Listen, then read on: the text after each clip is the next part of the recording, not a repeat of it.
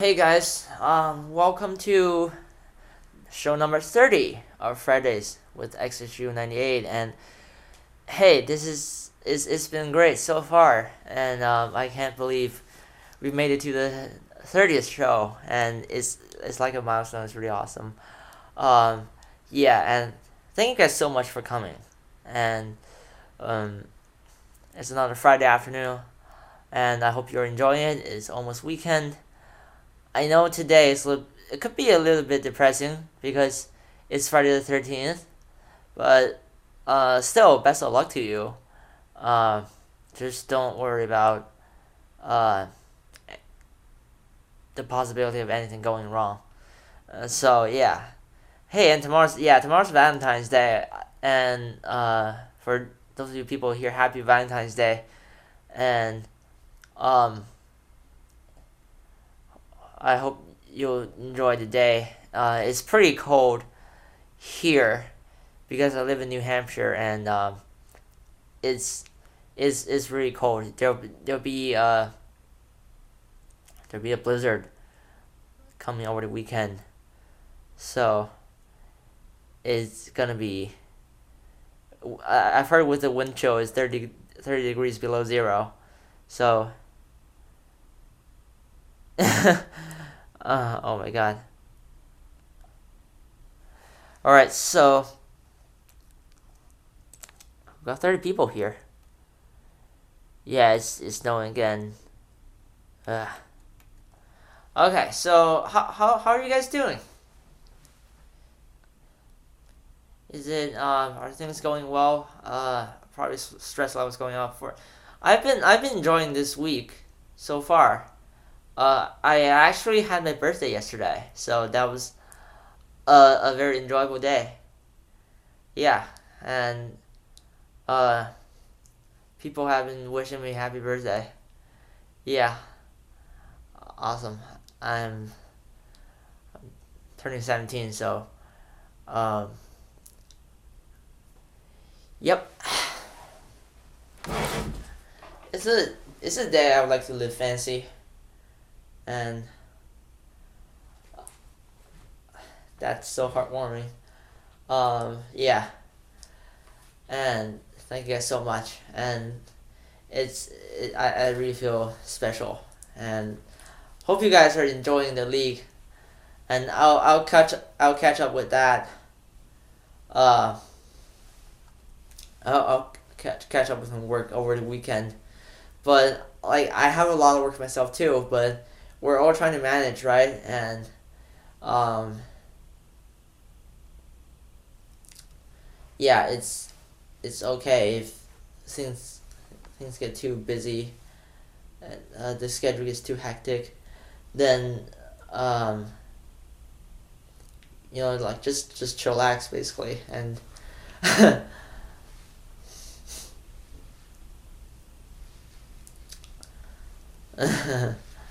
and flowing.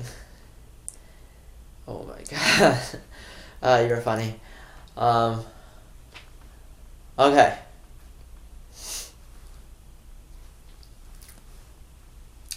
so still two games to review today, and before that, I would like to make a little announcement.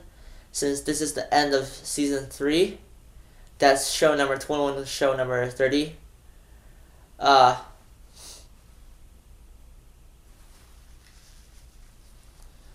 so that's the end of season 3. So starting from next Friday, it'll be season 4, and uh, I want to try something totally different.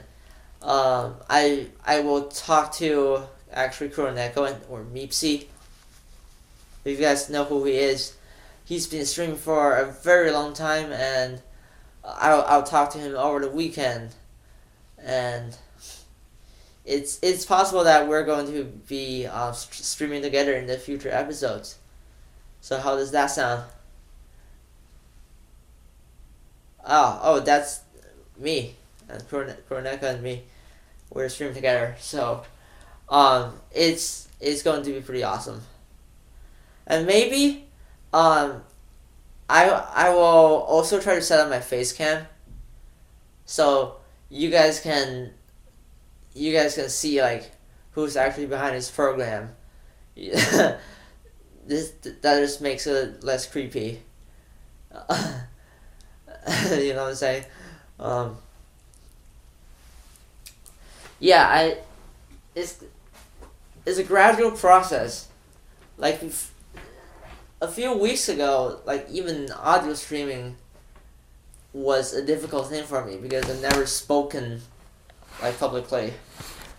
Like I have such a considerable audience, so I don't want to mess up when I speak for 2 hours, right? Yeah, and I mean this face cam setup thing is going to be a huge challenge for me. Once again, because that's like um, basically it's basically me making this real. So, oh yeah, thank you so much for the birthday wishes, and I feel really warm and uh, I guess I could say moved by your kindness, and oh yeah, they requested a picture of me, so if you are curious now, like what I how what I look like, then you can go to Dwyron's stream and he there's a little like profile picture like cropped from a photo. Yeah, and I will be streaming on Twitch. I think that's the only way like it can work. So yeah, but I have never done that before, so it's not like an absolute certainty. But I will work with Kronika over the weekend. Uh, yeah. That I want to thank Dwyron and Justin Tung or Otness for broadcasting the game. They I want to thank them for their time and some of you guys watching. Yeah, it was a crazy game. Uh, and yeah, it was a lot of fighting. I'm not going to spoil the result for now, but I think uh yeah, it's definitely a good game. Okay, I'm not going to spoil it. But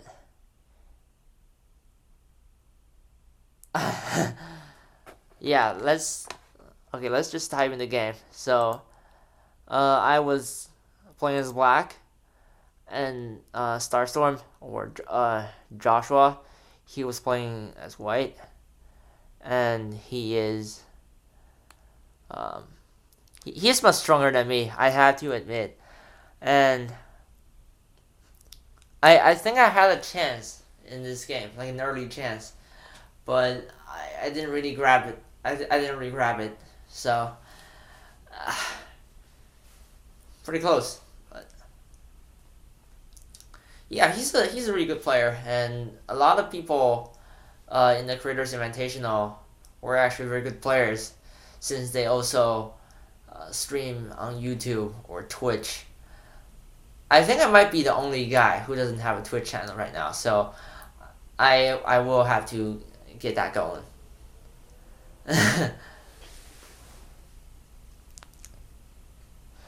He is the strongest American in Yongseong Dojang, if that's the correct pronunciation. Yeah, he's pretty strong. Last month he had an all winning record, but I I thought I had a chance in this game actually. So we'll just dig in. It's another league. So I guess we could say the Nova League and Yongseong are kind of competitors. Uh, but yeah, I think that's it. It's like it's Korean. The thing is like well they have pro teachers, but our focus here is really um is more basic. It's more like down to the earth, in my opinion. So um it's cool if you join both of the leagues. Uh, it'll be a lot of fun, and as long as you manage your time, then you should be fine. And they are really it's I think YD or Unisung is a really good place to join and have fun. Yeah, yeah. No, in the Noah League, we're yeah. The main purpose is to have fun and improve uh by just playing games, and because usually league games are a lot of there's always a lot of hype, and you don't want to mess things up, um, and if you're aware of the importance of the game, you tend to focus a lot more, and that's going to kind of push you forward, um, in terms of thinking and time management and temperament, things like that. So yeah, I hope you guys are enjoying this league so far. And for March's registration, it'll be open on February the 18th, and there'll be a form open on the website. So if you have friends on OGS and they have not heard about the league yet, feel free to promote this league to them. Okay, that's enough for all the announcements. Yeah, it's the 30th show, so we're gonna do something serious here. So I was playing as black. So in the beginning, I chose this. Oh, I already said, like, I think it's in the rules actually. You cannot be a provisional player to enter the Nova League. Yeah, so we certainly do want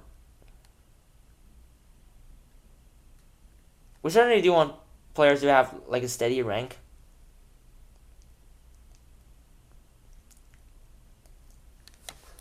we're all sandbagging to a certain extent.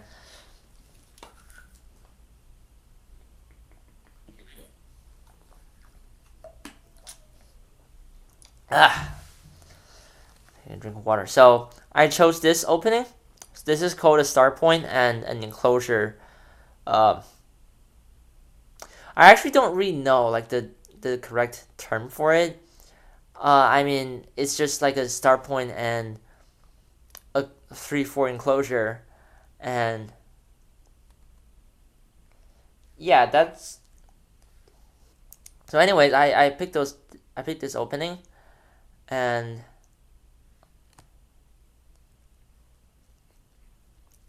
this is like this is like Mark 5000 said, this is a really orthodox opening, and I expected white to split here, and I mean he can also just enclose there, but I mean this is going to be pretty tremendous if black gets to move on the side, and as you guys can see, this is like very efficient and good shape,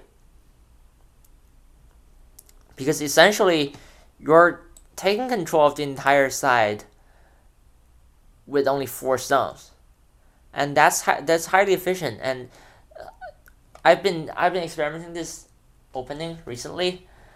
What I like about it is that you have like a solid corner on the bottom right, and that could be a huge deal when you're playing as black and you have a huge amount of Komi, right? You do want to cash in early, and that's gonna help you in later stages of the game.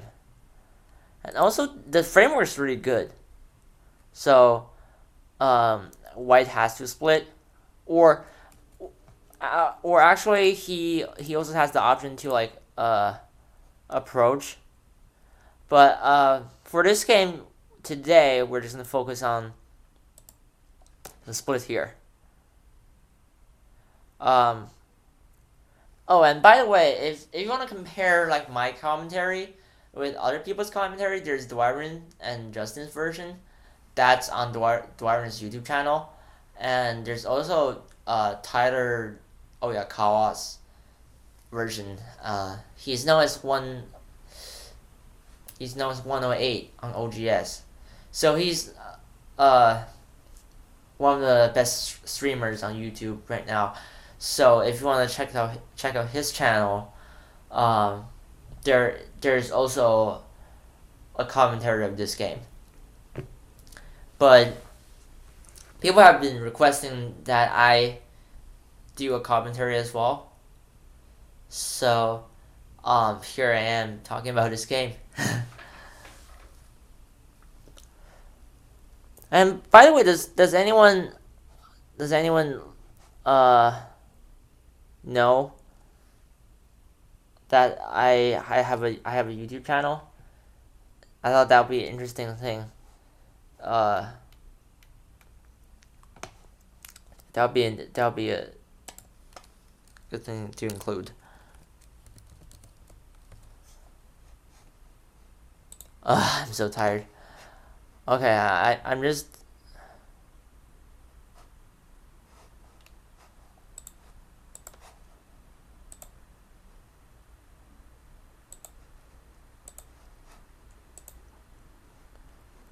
So, I'm going on the forum. So here's the link. So that's my forum thread, and I've been keeping all my shows here. And yeah.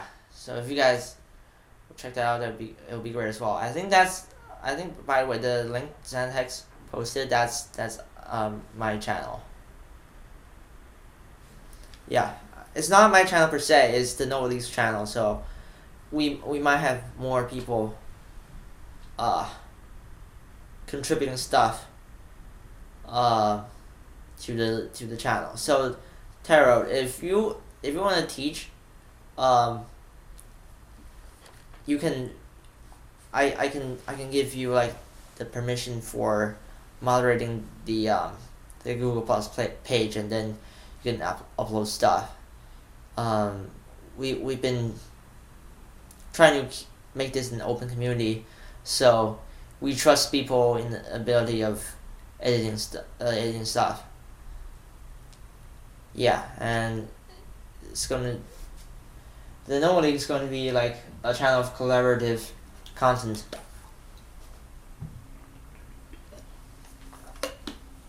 I'm really thirsty.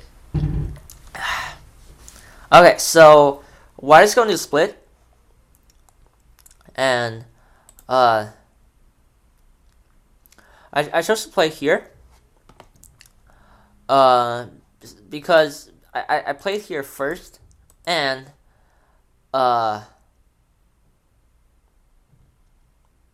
extend on the side, and the reason for that is I was afraid if I had played here first, and then when I come back for the top left side, white is probably going to pincer, and I felt like that could be a thing.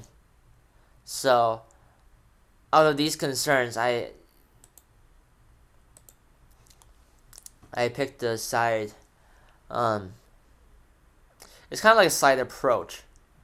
So that's why I picked that there. And after I extend the side, meanwhile putting pressure on white's group, I can now make this extension on the side, and now I have this tremendous 4-stone framework on the top side, and that is very efficient. And I'm not saying that there are no ways for white to invade. In fact, White has quite a few ways to invade this framework. But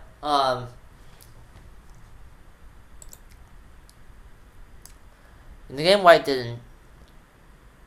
I was expecting some of the variations, like White would take the 3-3, and this could happen. Oh, and Herbie just asked, is the no variation move number thing supposed to get rid of numbers? And you can actually turn off the move numbers and variations. I think if you look to your right, there's a panel. The second from the top, there's an icon. So it should look like a 1. The number 1 with the circle, and I think, yeah. Well, that's not gonna get rid of the numbers in the main tree, like in the variation tree, but at least the numbers will not be displayed on the board.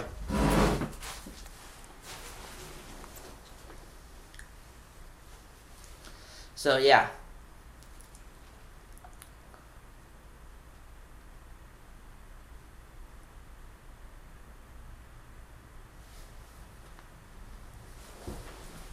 Okay, so I was expecting something like this.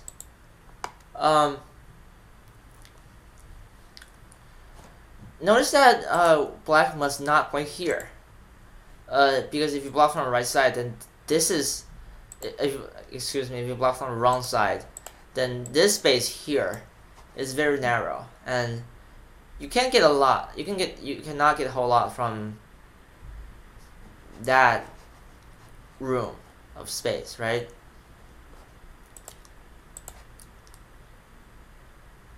So if it happens like this, then essentially white has taken like a huge corner, and black's framework's left with nothing, essentially, because it's very hard to form territory now that the corner has been taken, and the potential on the top side is now gone, and you have the cut point at I think it's R15. So that's not going to look too good for black. So there's actually one proverb which says you should block from the wider side, and that's the that's kind of like the right way to go here. Pun intended. Yeah. So it'll look something like this. And if white attaches, for example, then black can choose to simplify things. For example, he can just like play here. And no matter what white plays, now this is like a big deal on the top side. And in the future, for example, if white plays here, then okay, he has lived in the corner, but black has plenty of ways to expand.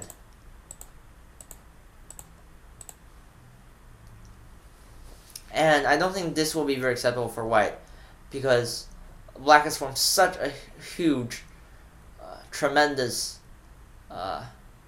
formidable moyo on the top side. And that's the power of this opening. You can basically expand very fast.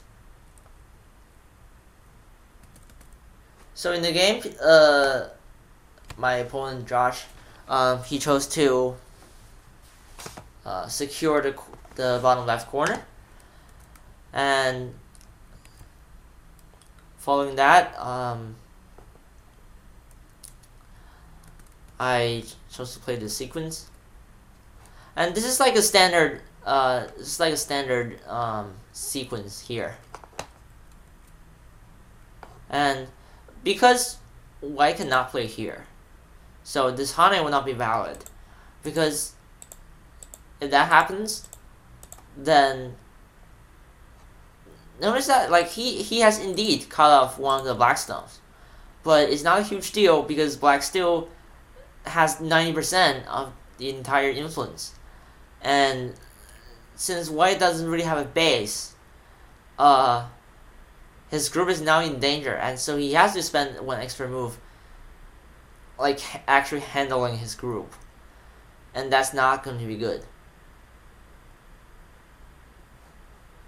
So this is why we often see this one instead of that one.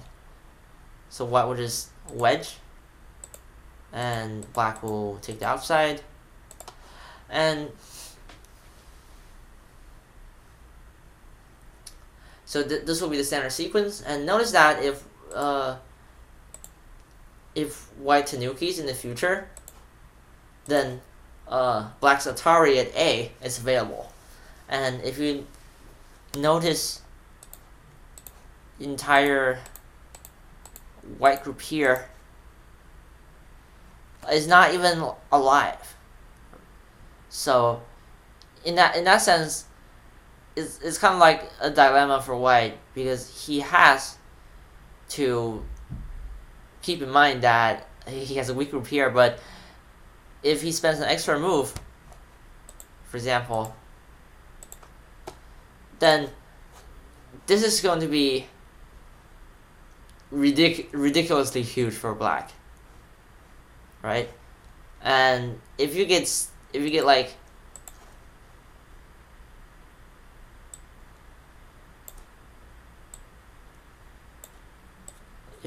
a huge boil right from the beginning, you're gonna be happy, right?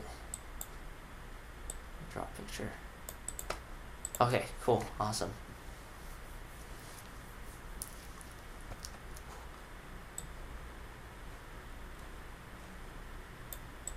I messed up. Okay, anyways. So does that make sense to you guys? I mean, not like the smiley face, but what I just said earlier. So the advantage of this opening is, it seems that white has settled down on the third line and broken black's framework apart.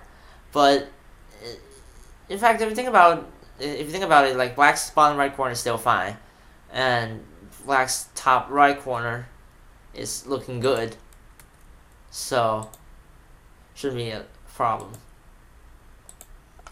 So in the game, white actually played this one.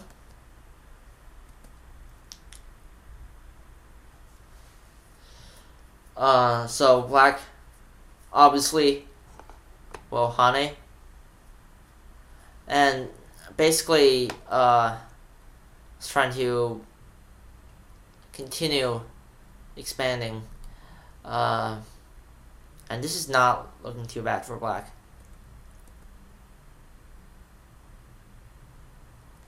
And the comment box you're seeing is like people on KGS commenting on the game when they're watching. Yeah, so someone suggested that white's 26 felt a bit weird, and yeah, I figured I could have played this one first. I could have pushed through. Now, just asking white a question: do you want to keep those two stones or not? And if white captures here, then black can move on to something else, right? Then that is like incredibly huge right here, and black's bottom right corner will still be fine. Notice that like the bottom right enclosure is like a rock solid, maybe not rock solid, but like a very very good way of securing a corner. So even now, white can't really do anything about black. So yeah, so that was a very valid point, and I was like right now, white is starting to invade, and if you play here,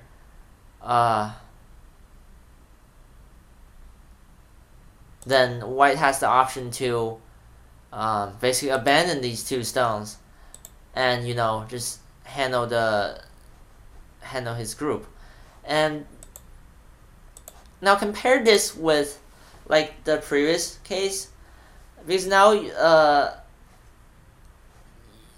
black has this extra move that would kind of seem a little bit stupid, because you're spending an extra move at a place totally unnecessary.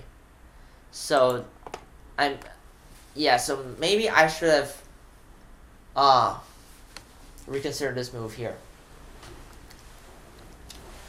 But nevertheless, this is still a successful opening for black, because he has like a very strong framework, I guess I could say, and the top right territory is looking good, and he shouldn't be afraid really of white invading. So in this game, white played here, trying to settle down, and black obviously shrinking white's living space. And this was actually something we actually had quite a dialogue here.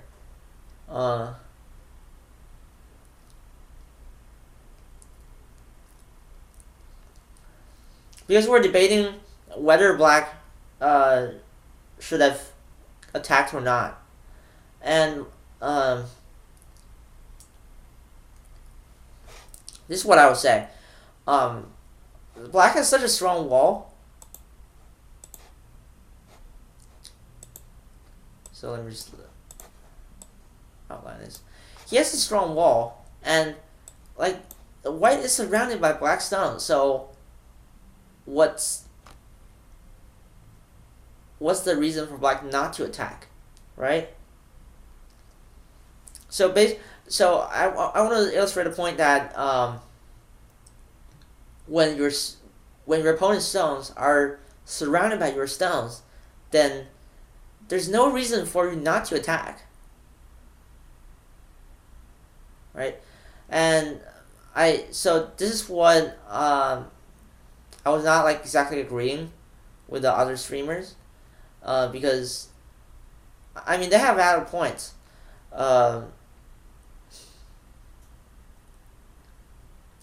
And so in this case, I think black should totally attack. And well, yeah, Nails asked a question: did they just want to enclose and cash in? The thing is, like, if I cash in right now, for example, like here, then why can't just live on the other side, right? And if I'm to spend an extra move here, then that's okay. I have secured like a huge chunk of territory, but I've spent many moves on it, and this is thick right here, and that is thick as well. There's not much space in between, and that's low efficiency if you think about it, because you don't want to, let the influence of your two strongholds fight, right? And so, like, if you look at like the thickness of these two groups, then you should be convinced that they could have achieved a lot more, right? So what about actually attacking white and putting some pressure on him and possibly take the entire top side instead of, just taking the territory like here? You know what I'm saying? So, and Koba suggested P16, and are you saying like Are you suggesting this move here?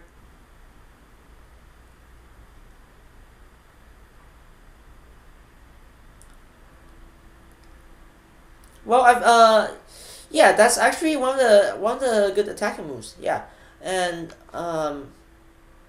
that's excellent, and um, yeah, it's kind of Sente.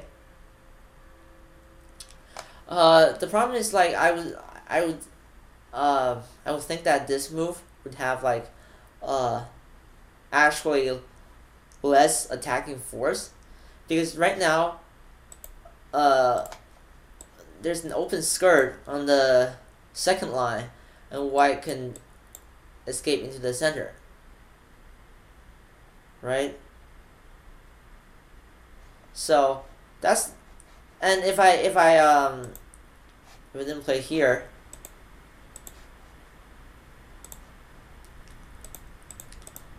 then white has a chance of making sabaki and maybe getting a move ahead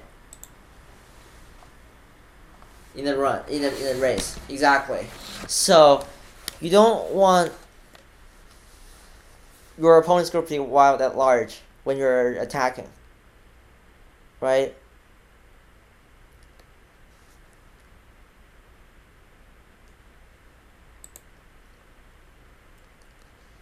So in the game I played at 33, so that's L18, and the purpose of this move was to basically reduce white's living space, and I felt like that was the right thing to do at the moment. Uh, I was actually pretty confident. Uh, so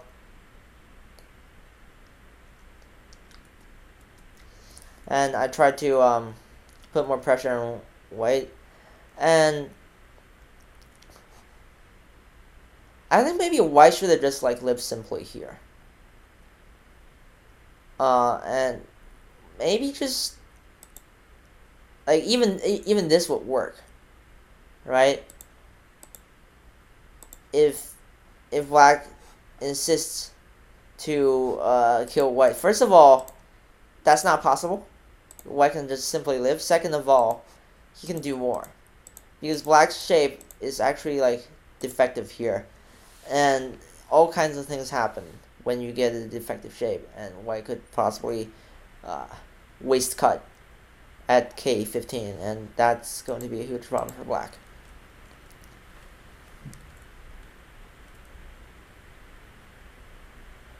Yeah, so maybe white should have just lived here simply.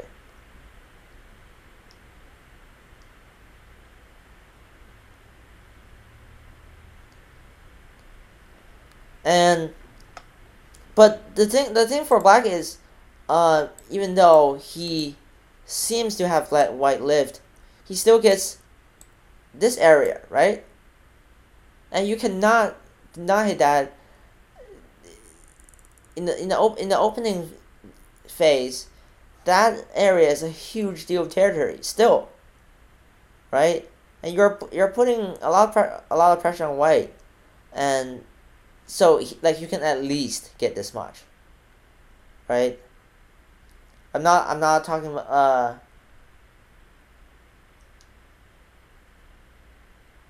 I'm not talking about like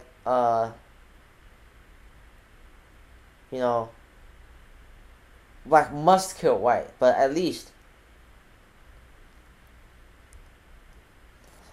you'll have um a huge gain up here, and that's gonna look pretty good for you. And plus, black has control of the outside, so in the future, um, he has at least like Sente to do stuff on the left side.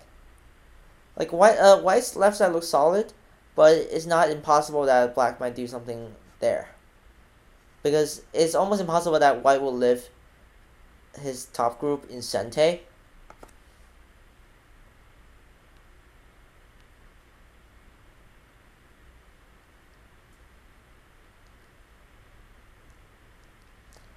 So this is why I'm defending my attacking strategy here.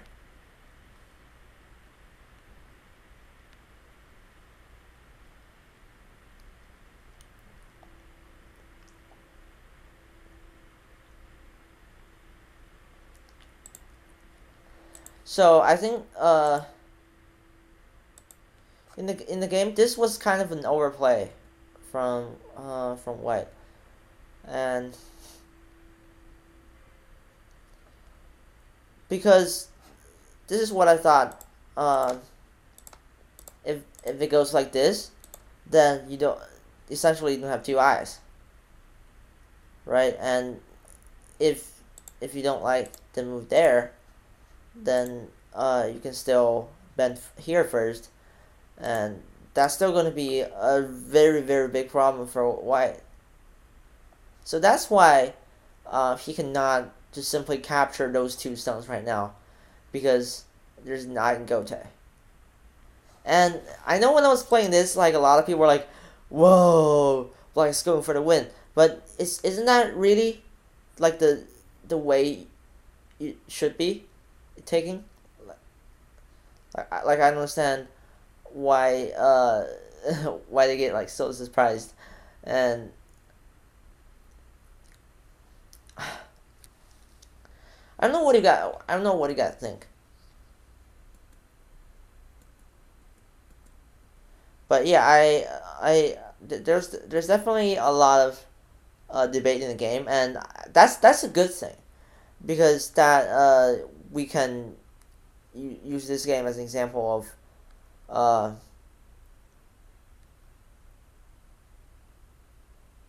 when to attack and when not to attack.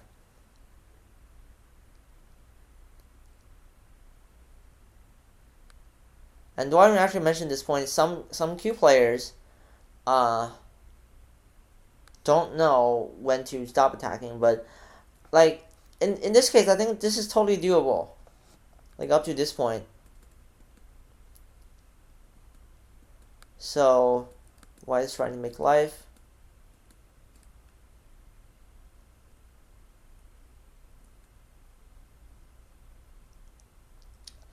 And yeah, so the only defective point in black's shape is kind of like the waistcut here. I was thinking maybe I should have just like connected, and you know this will be a lot more promising for black. That was my flash thought. But like even so, this is a tough game for white, and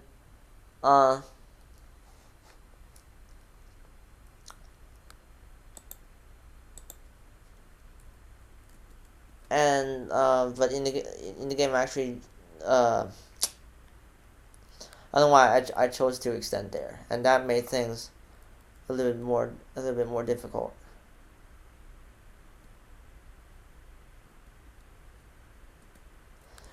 Now, here's the problem.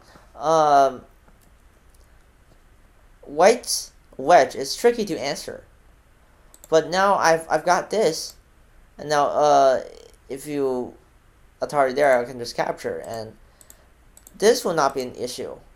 Like, had white had a stone at J15, then this will just be like straight up dead for black.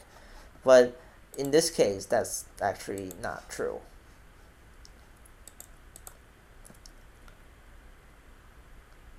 So I connected there. And, oh, but just as I thought this game was going to be mine, like immediately, I didn't make a mistake here. And I should have just like lived there. I should have just lived in my top group, but I didn't realize like this was actually gote for white. So if you play there, then I can still basically break this eye, and that costed a huge deal.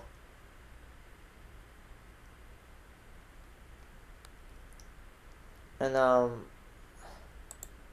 if it goes like this, then no problems for black. Anyways, like this is not even sente. This capture is not even sente, and white cannot gain an eye from there anyways.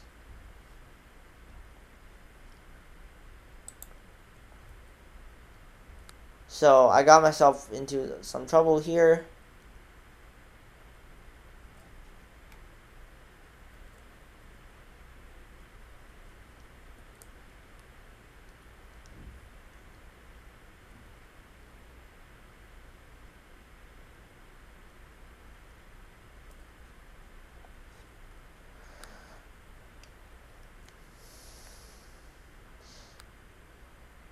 And right now, this is kind of a difficult situation for black. I actually did see something here. So I didn't really play it. So what I could have done is basically, this is all going to be Sente. And I have this move here. So that Kosumi would be like Tsuji. This is, even though it's not like it's obviously not the best case for black. Like this would be a Ko, and black would need everything. Like he still has ult to fight for, and yeah, maybe this will still be a long game.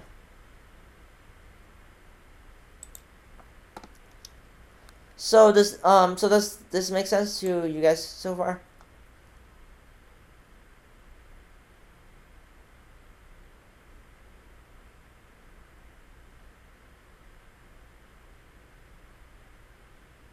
Okay, cool. Make sure that you ask your questions because I do want this to be a dialogue, and this is going to be like a Q&A as usual, but yeah, this I want to say like after this point, it's already difficult for black. I tried to make something happen on the top left corner, but oh,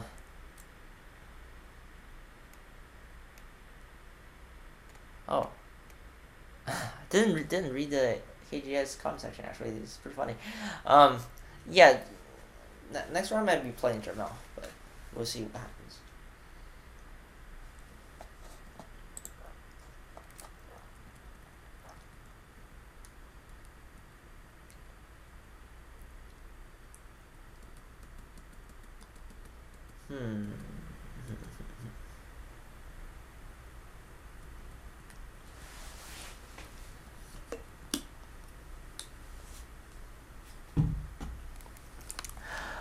That's interesting actually. I might have misread that. So Mark 5000 posed the question: is it really Gote?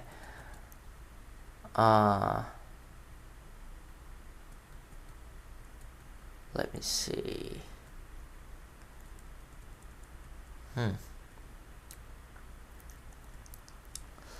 That's amazing. I've never thought of this. Okay, here's my question. What if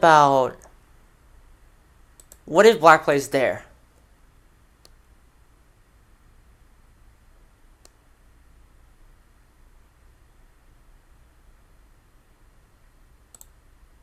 It's actually intriguing. What about this variation then? Yeah, exactly. What if black plays at 17?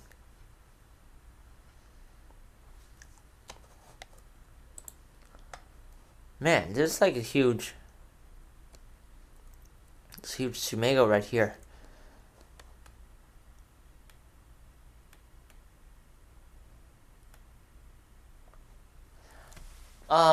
Tara, my opponent in this game was Starstorm. He's a really good player, and my next round opponent will be Jermel. And if you guys want to check out the brackets, I think it's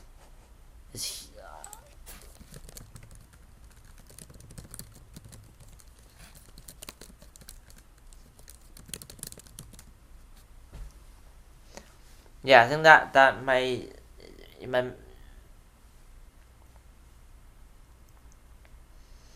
from my memory, that should be the link.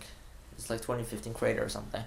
But yeah, those will be the brackets, and he's not gonna.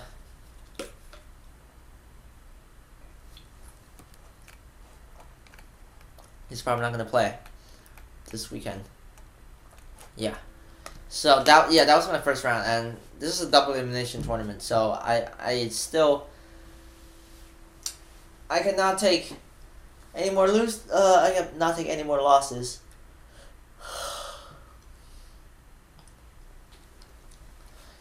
But yeah, we'll see what happens.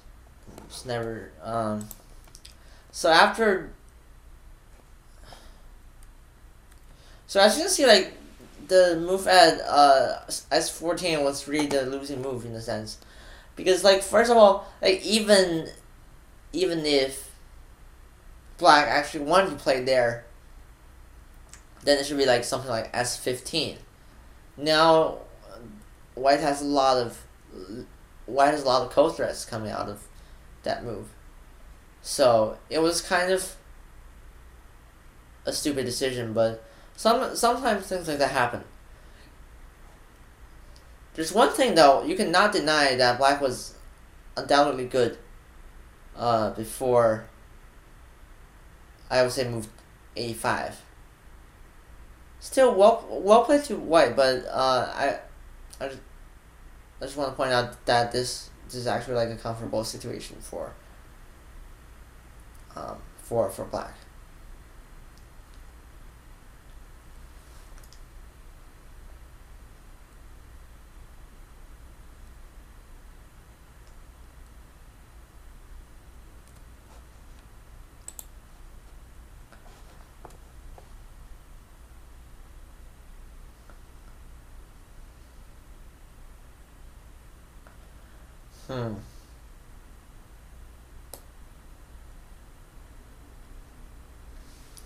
Mark 5000. What about, like... Oh, Herbie, Rectors means, like, it's just like an alternative spelling of wrecked.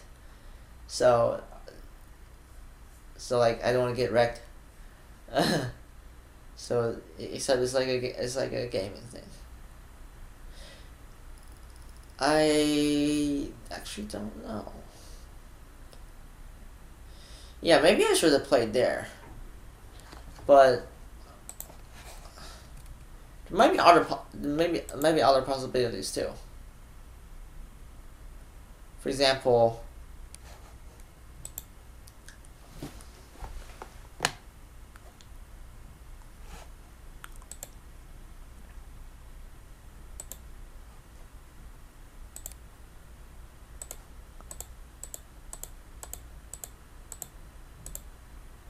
yeah, maybe maybe I should have chosen that actually.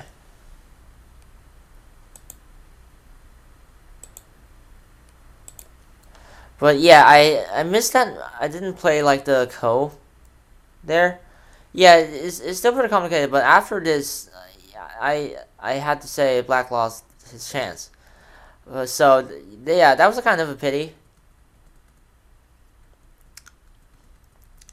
So essentially, this game was pretty much over after that loss. But still, this is what I would say. Like, this is what I would say for the game. I missed my chance, and that's all. Yeah, so I just lost. But I will. But what I want to say here is, or like what I want you guys to take away from this game is, like, notice the opening. This is like literally the most fit opening for, like, if you're for the attacking players. And I really think that as a player you should be appreciating both the territorial style and the influential style, where, like, you have to appreciate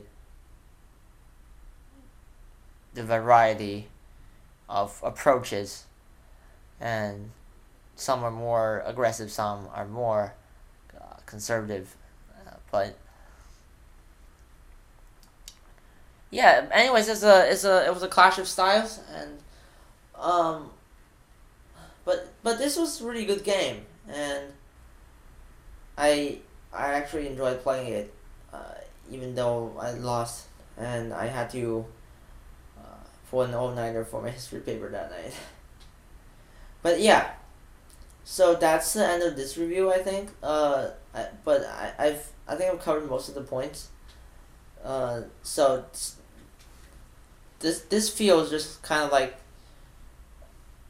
I feel like this is just like a personal statement on the game and what I thought when I was playing. And yeah, this was a huge game. But yeah, so the important thing is when you're using the when you're using this opening,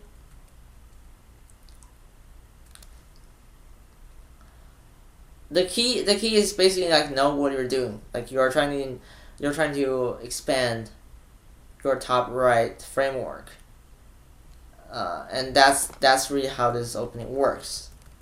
It's because you have the incredible power of a wall right there. Sorry guys, I have a bit of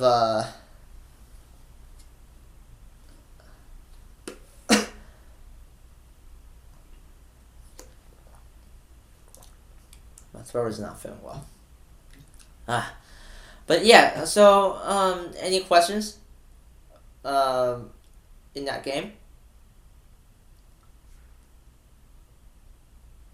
There anything left that you're not sure? Anything you want to ask me?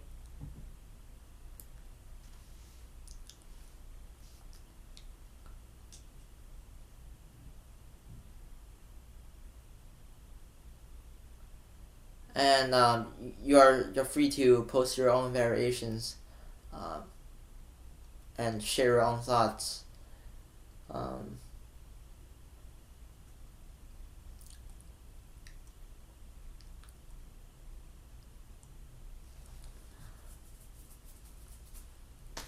So yeah, that was pretty much the game, and we have a second game to review.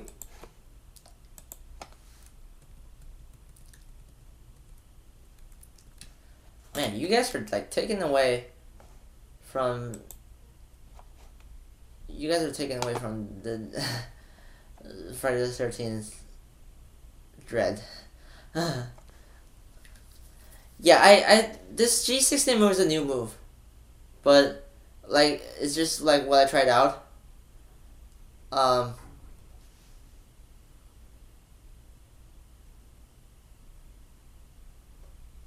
But I felt like it's a really good one.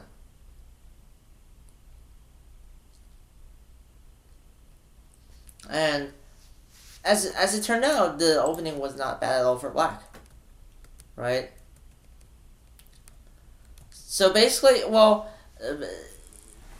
if white Tanukid, then black would have had the approach at d15. So, in a sense, he has to respond in some ways. Like, maybe that's not 100% certainty, but we can say that black can clearly be satisfied if he gets that d15 move. And there's not a whole lot white can do on the red side. Like, it's extending in either direction is kind of a dull move for white. And so what I'm saying is, if white plays here, for example, then black can just approach. No, and that is not a bad move at all.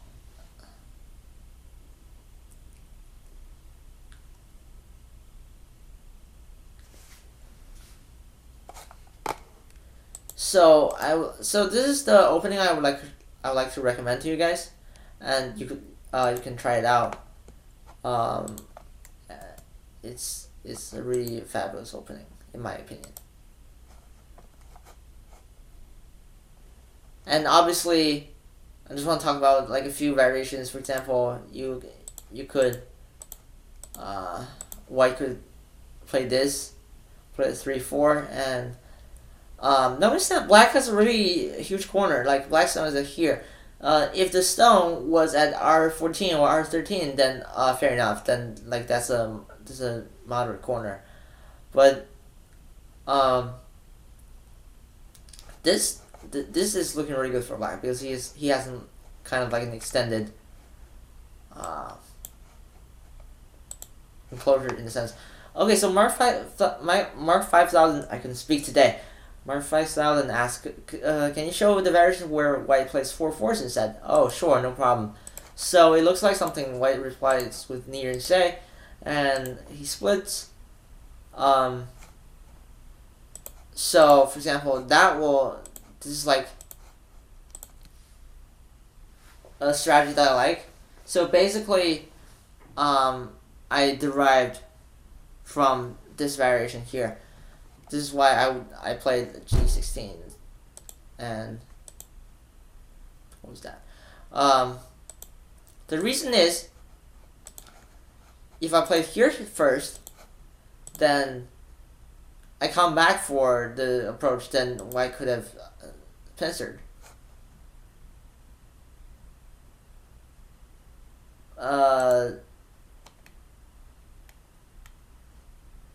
But if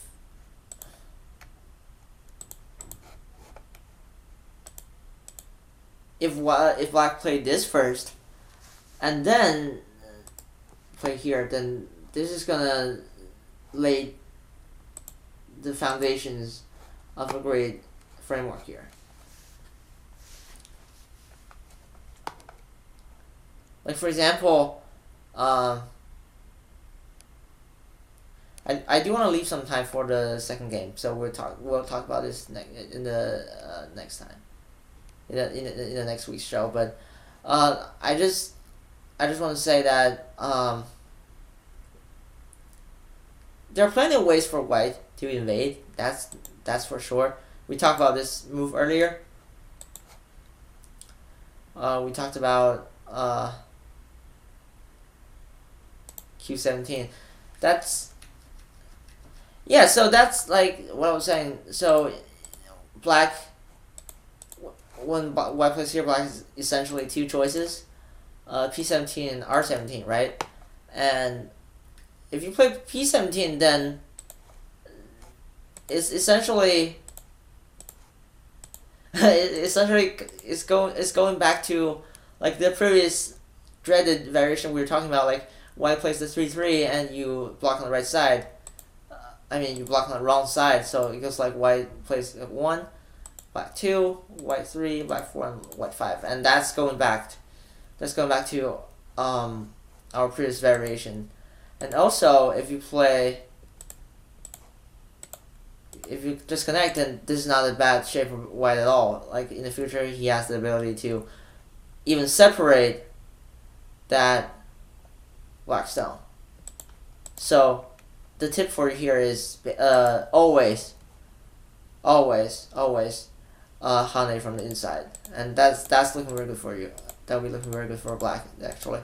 So this is what's gonna happen later. So just as in the game, if you think about it, like black has got a solid top side, he's got a solid corner on top right. So and white has some weak groups here. Notice that the attack on white's two stones on the right still exists. Oh, that's actually got a 1-3-5 opening? Never knew that actually.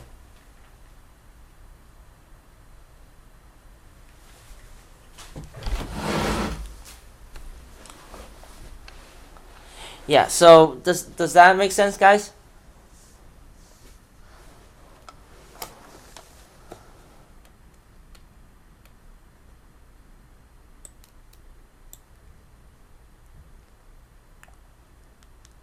Okay, cool. We still have about half an hour. We're going to talk about another game. So this is a game between me and Calendar actually. He's one of the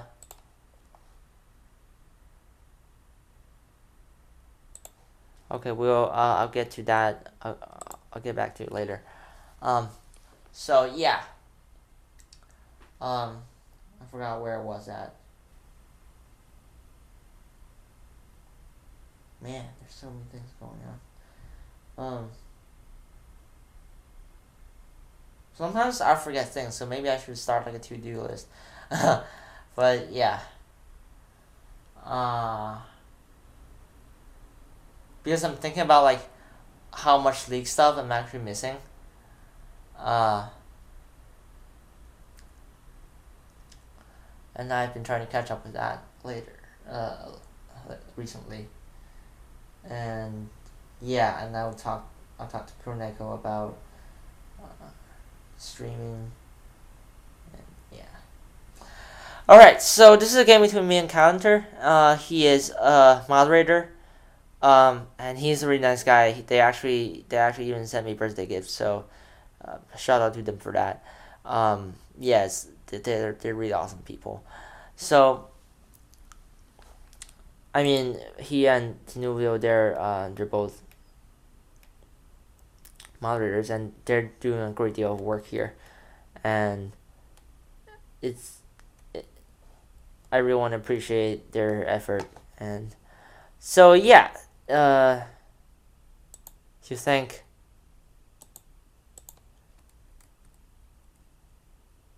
especially to thank him, I've been wanting to do a review for him. So here's one of the games that we played. He was playing as black, I was playing as white, and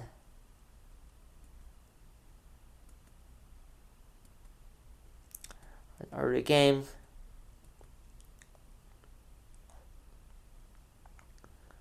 Um,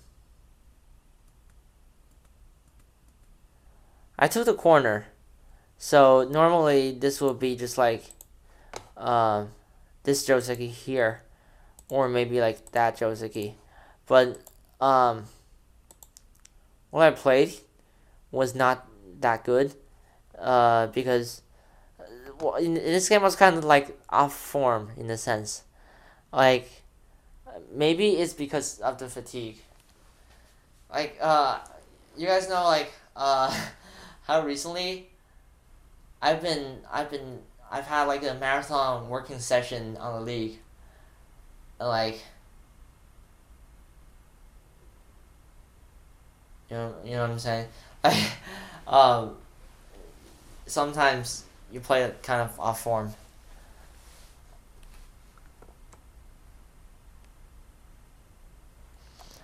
Yeah, that is actually like one of the moves I deliberately did not play. Yeah, I could have just played like C3 and then like black J3. Then that's like the one of the easiest Josekis ever. But anyway, I didn't know what happened. But yeah, so um,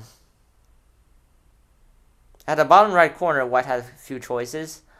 Um, he could have played that the descending move at S3, and that'll be a thing. This will be a standard Joseki, and in the future, White can play the Hane at A, and he has in the future he will have this annoying, sweet and annoying um, jump on the second line.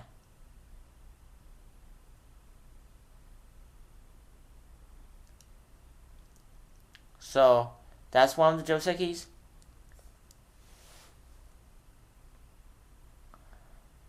Well, I don't want to say monkey jump, Herbie, because, for example, if you play here, that's the monkey jump, right? But then, even if that happens, it's not going to, steal a lot of territory. Like even if you just go all out, for example, in this case, then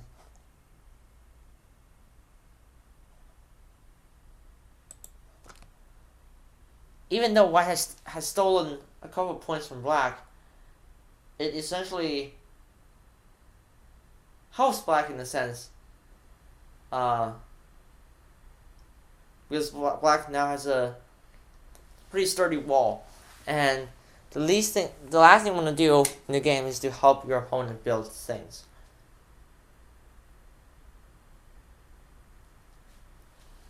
Yeah, in the future, but your point is valid because like after white's descending move S3, white actually has a lot of choices. So yeah. But in the game I actually played like the Hane. That was not very good because like I basically wasted that that by exchanging here. Like think about it, if you analyze the situation by order manipulation, then yeah, then it's pretty much like you sacrificed that possible Yosei move, just as Herbie pointed out, by playing there.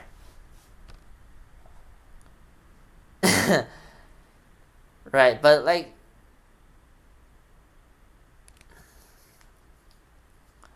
yeah, it's okay, don't worry. The monkey jump is a really cool jump. I'm not gonna lie. It's one of my favorite moves when I was learning yeah. And it's a really cool move.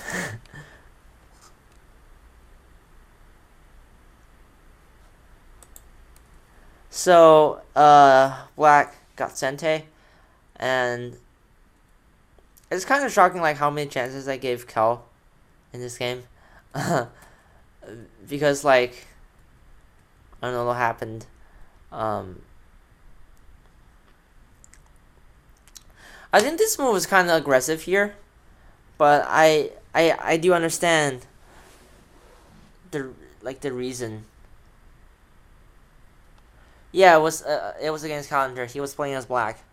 I was playing I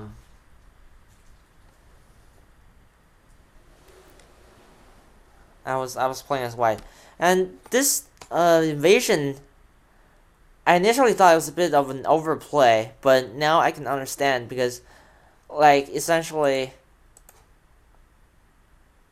because white did not play that exchange at C3, he might not even get it in Sente now, because if white plays C3, black has stones on the right side, he might not even follow at H3 at H4, and in fact that's very possible. So this is actually putting pressure on white, and there's no easy way for white to like immediately capture this stone. So I think that was a pretty good move actually.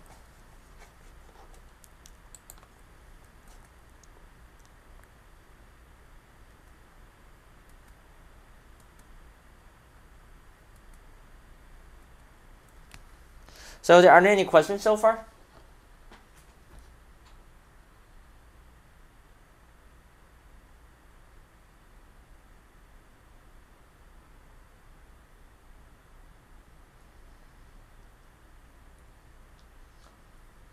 Please let me know if there's anything you're not sure. So Koba asks, isn't D15 a bit weak? So to answer Koba's question, well, it's true, but right now black has a lot of like white could attack this group, but the problem is like he just doesn't have the chance to do so because he has to settle the bottom left side first. Like even if he captures the top left group and loses the bottom left group, it's still he still hasn't gained anything like that too significant.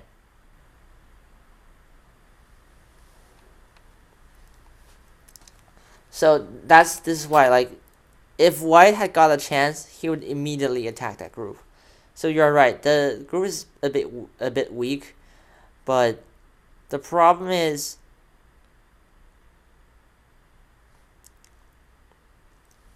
white can't really do anything there. I made actually quite a couple mistakes there. I made quite a couple mistakes. Like I should have just played like this. And now now black cannot cut because he would just lose the capturing race. So he has to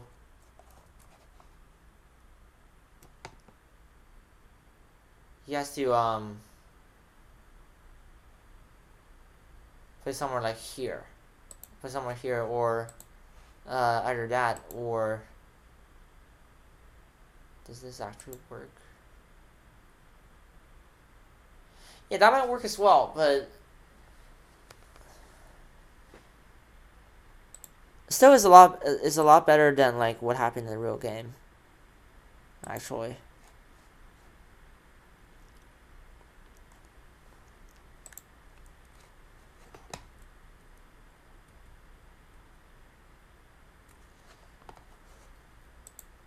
So that's one of the chances missed. And then played the attachment at B13. It looks like a cool move, but it was actually not that great because white is being too hasty, and black right now black can just Hane without any problems. For example, this one, like there's not a single problem within black's shape.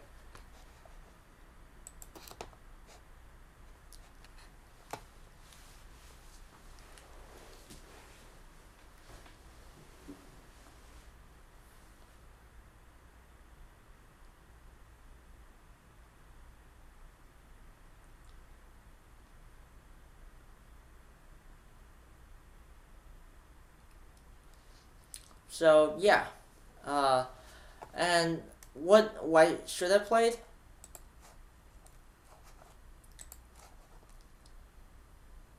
Was the I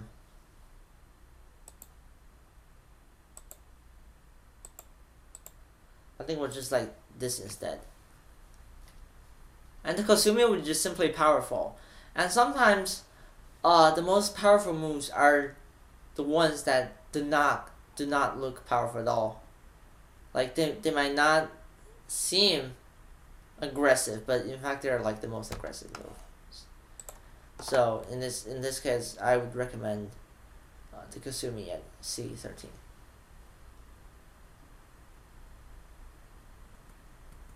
So that was another chance missed.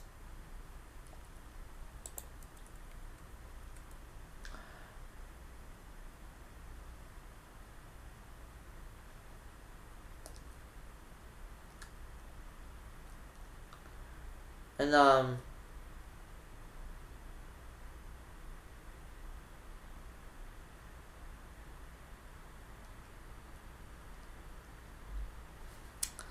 after that, white had to kind of struggle with its shape.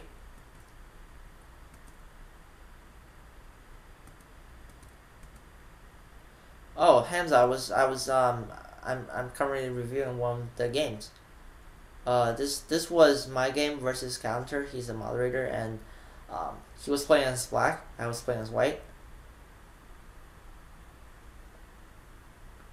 So, we're just reviewing this game, and I was talking about how I missed a couple of chances here.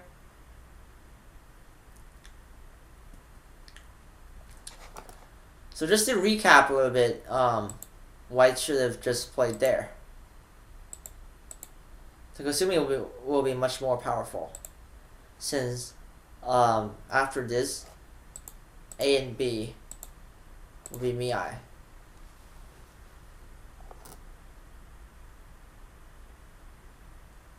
Does that make sense? So, this is what I'm saying. Like,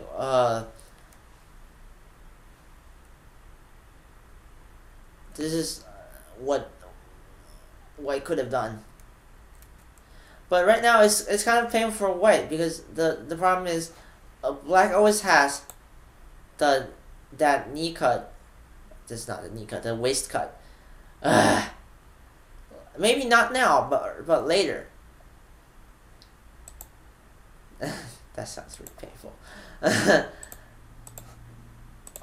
So in the game, black was just looking for solid shape, and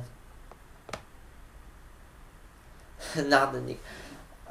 I thought knee cut was like a term in Go. Maybe I'm just tired.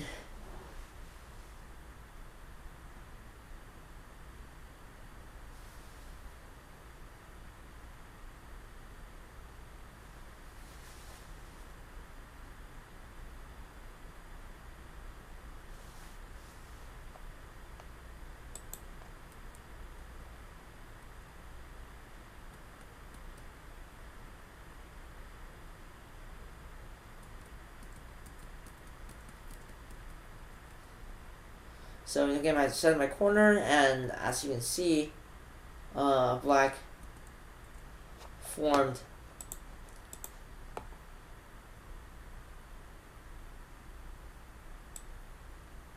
Well, Hamza, well, the game is like, I wouldn't say the game is like done, like but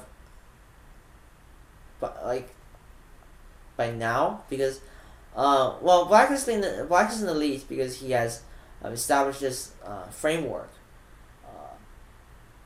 enclosing a huge block of territory. But I still wouldn't say like the game is over. A framework is basically a framework is basically a structure you use or you build to develop a huge deal of territory. For example, in this case, black is a wall in the center, black is a wall on the bottom right, and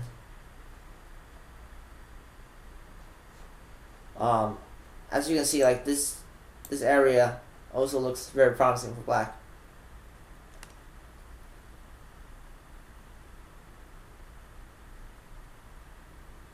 So does that make sense?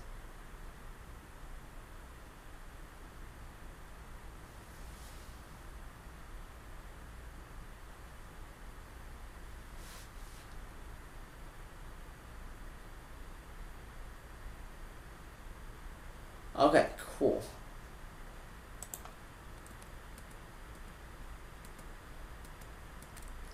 So this is my long and hard way fighting back.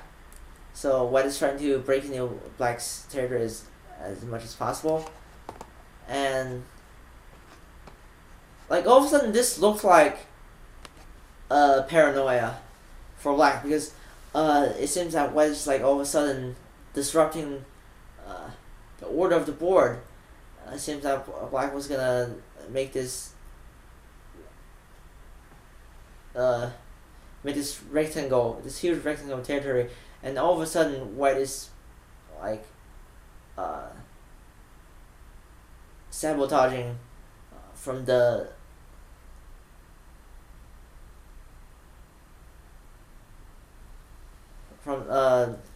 basically white was using the gap here.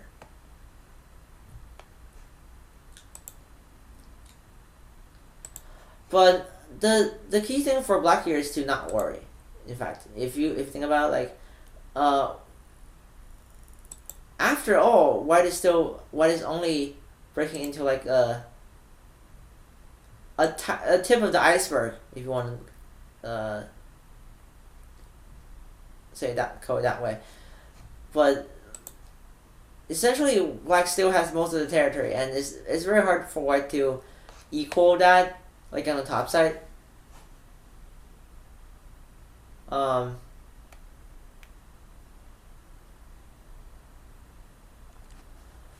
So Herbie asks, why P10 instead of O10?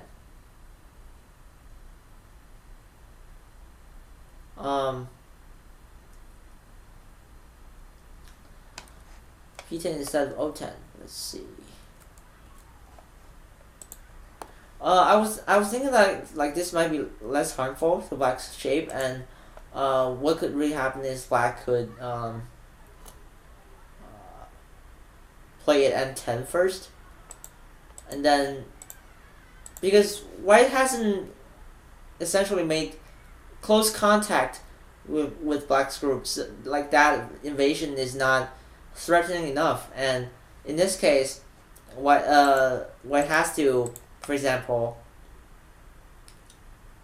escape, right? And when that happens, black actually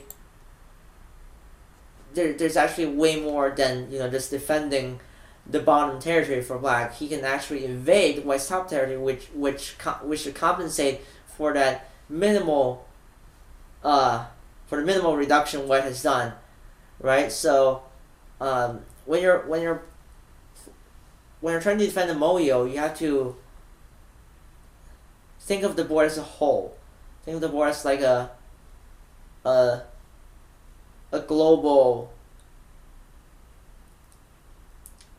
on a global scheme. So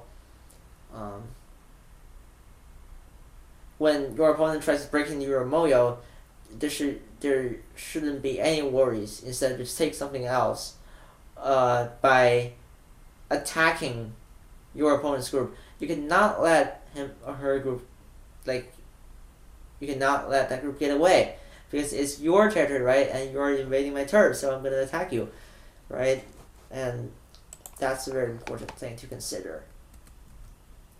So, but even so, like, white was only going to take a little bit of the territory, but what black was doing in the game, in fact, was what the white had exactly been looking for.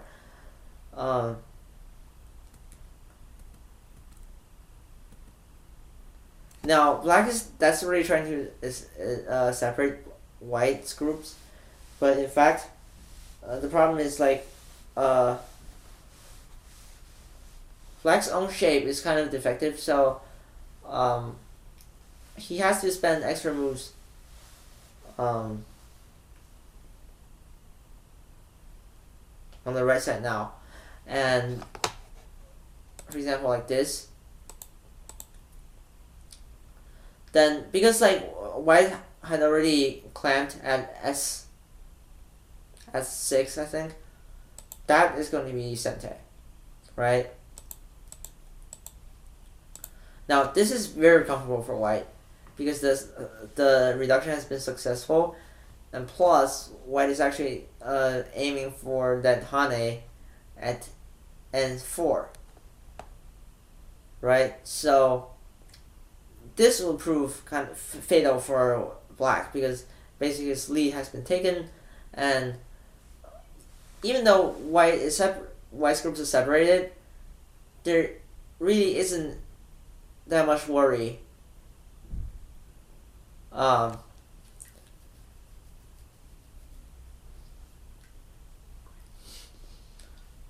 White doesn't really need to like worry about anything serious at this point.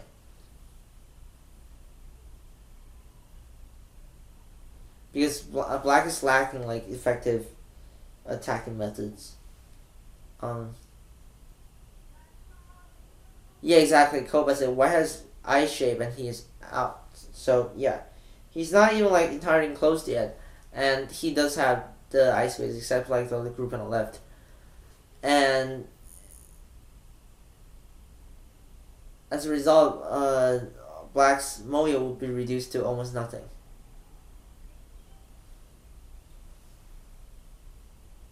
Yeah, so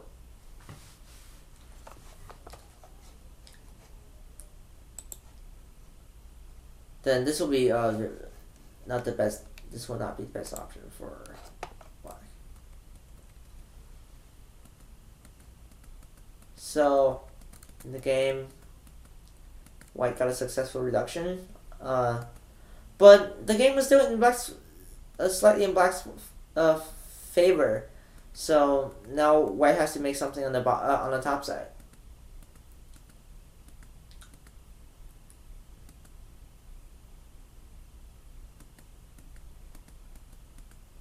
So this was what happened in the game, and yeah, black's h16 was a really good move because it's the best way of actually reducing white's territory.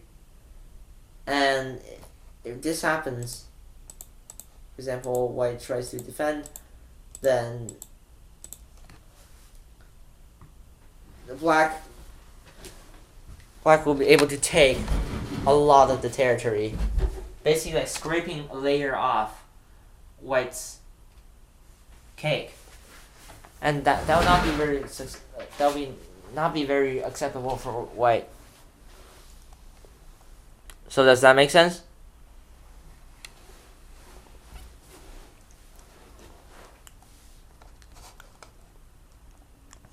All right, awesome. So in the game, I tried to play like a trick, which didn't quite work out. So this move at g15 was a trick move, because I want to basically cut white. I want to cut black apart and kill his invading group.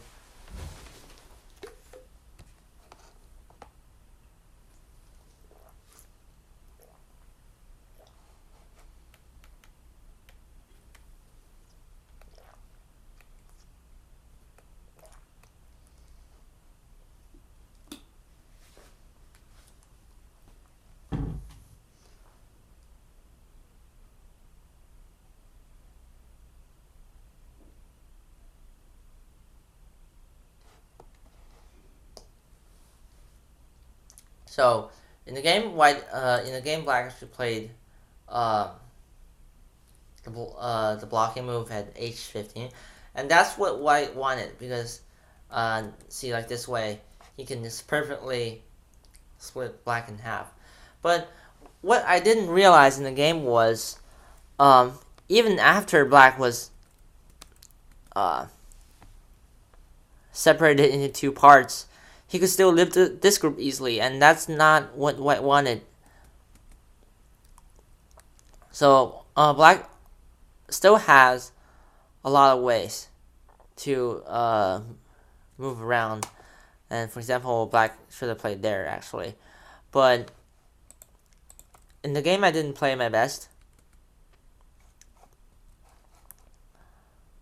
An option for white, although risky, is to play that, and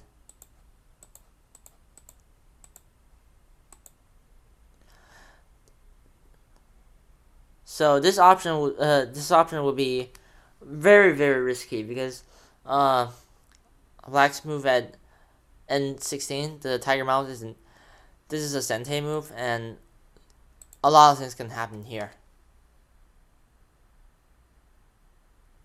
So that's not what white exactly wants, because as the defending side and the guy in the driving seat, you don't want to create too much confusions and complications and turns in the future, which would alter the outcome of the game. So you want to either make an easy kill or let your opponent live, but not damage your own territory too much. And in this case, what I did was essentially like black lived on the top side, and my territory was gone. Like it was, if we compare like the situation right now and my territory before this, now like half of my territory was taken, right? And that's not looking good for white, because now this puts black actually in a slight lead, even though it might not be like too significant. This actually puts black in a small lead.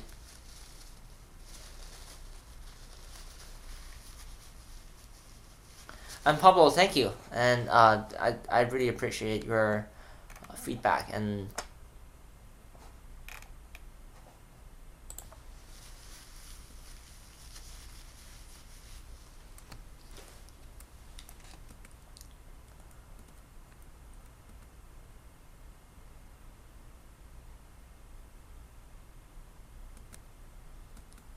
so I tried to close in, and so in the later part of the game, it was all about end game. So basically, what you want to do when the game is coming to a close, you want to occupy all the end game moves in Sente.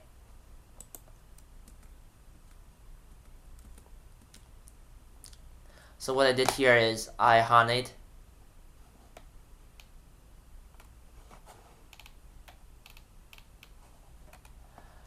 So white plays here, and normally, the variation would have looked like something like this. Now that is an endgame sequence in Sente for white, and now you can move on to something else. That's basically how you try. It's basically what you try to do in the endgame phase, because as you can see now, like white's kind of behind. So he has to get almost all of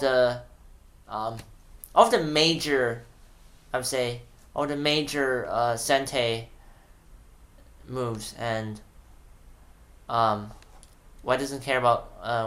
Are you referring to R17 Kirby? Well, yeah, that's actually a very good question. So if black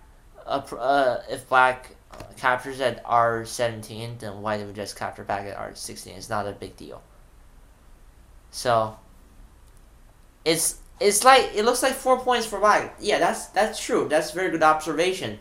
And oh, thank you so much, Red Leader, and I appreciate your participation. This is my 30th show, so yeah, yeah, thanks for witnessing this milestone in a sense. Yeah, we'll have a good Friday night. So we still have a few minutes to spare here. So basically, this would be a Sente endgame move for white. Essentially, he has taken half of white's corner, and now he can do something else. For example, he can try Hane here and try to reduce black bit by bit and point by point, and hopefully that Komi could save white from losing this game.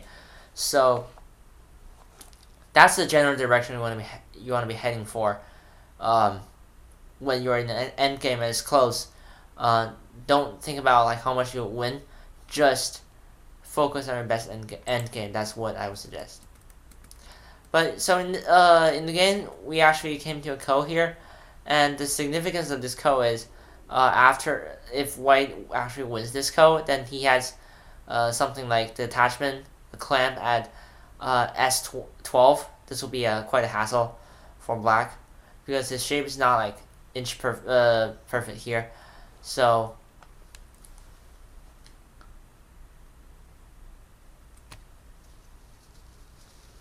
this is why I say the ko is huge for white to win. So there's a ko fight here.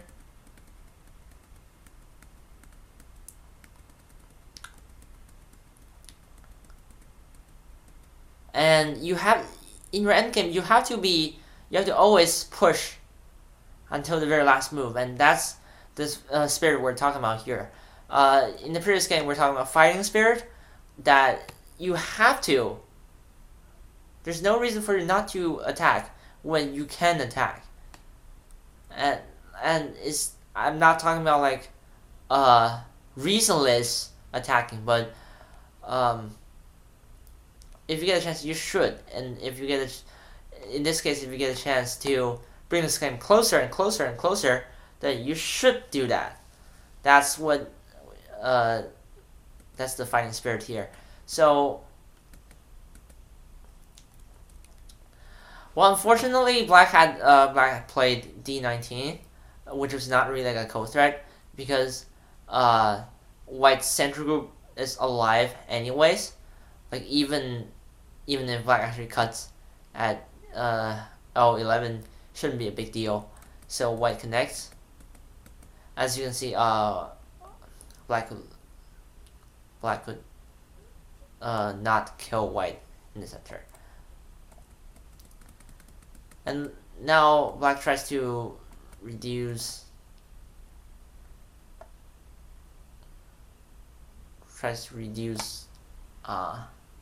White, but it was a sequence in Gote, and yeah, that D18 was a little blunder because White could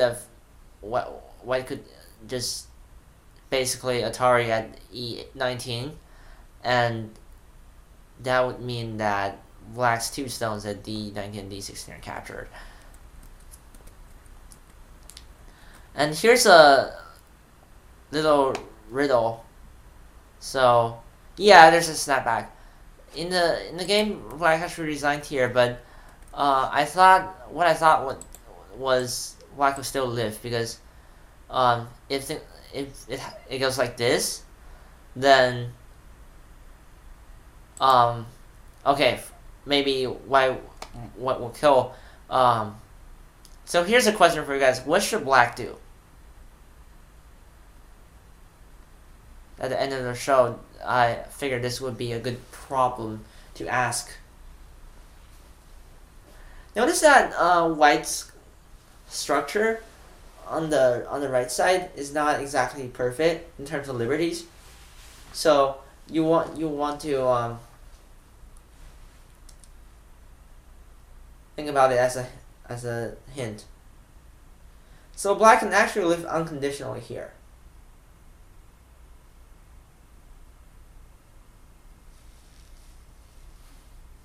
So does anyone have thoughts on this?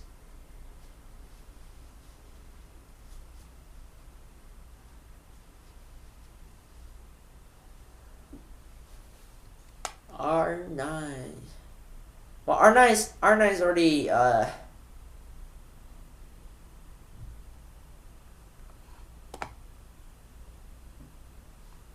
T10.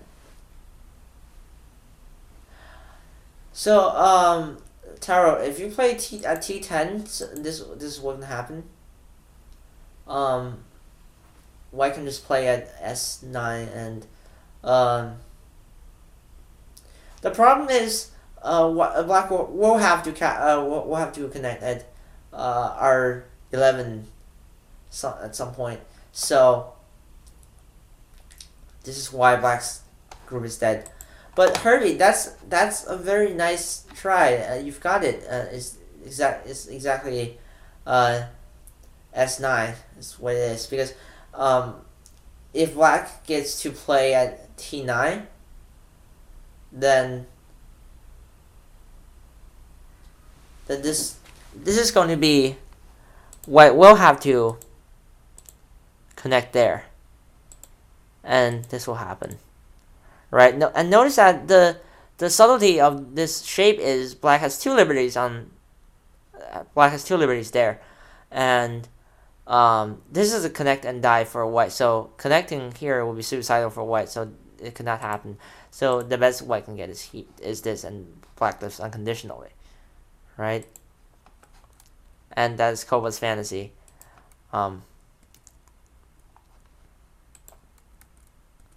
Yeah, White plays there, then he'll be captured.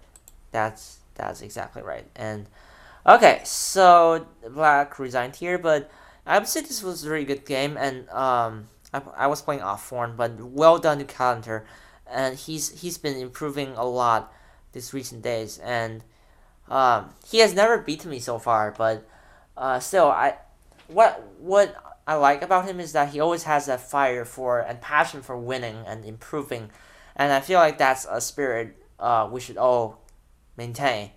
Like for example, you have an opponent you cannot beat.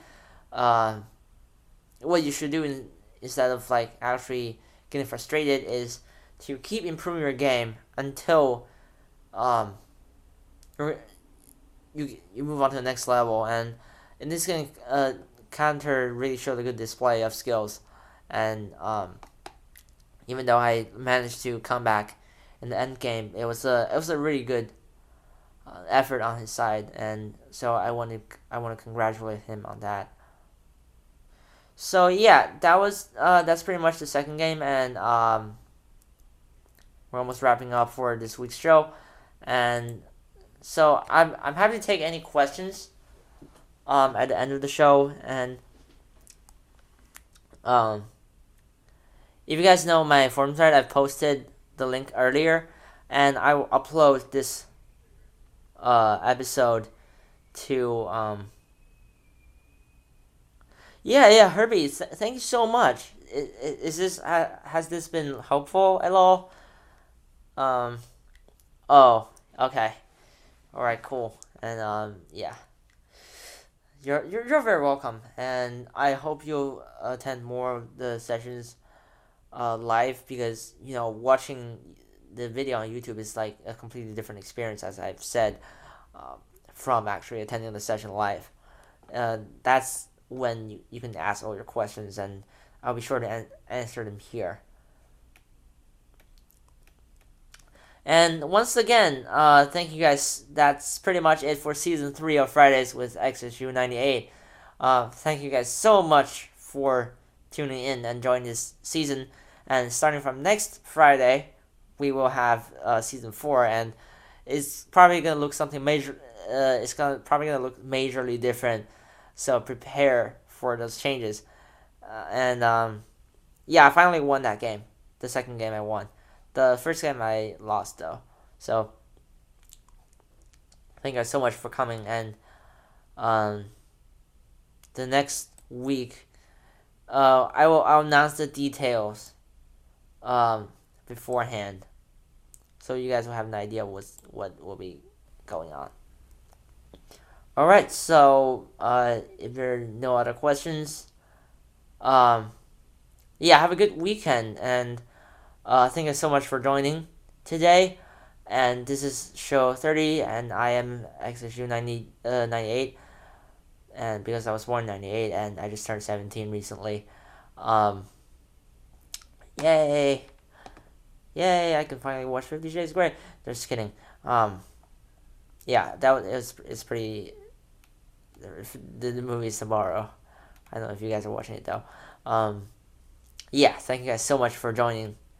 You're awesome, and I hope you stay that way. And stay tuned for next week's show.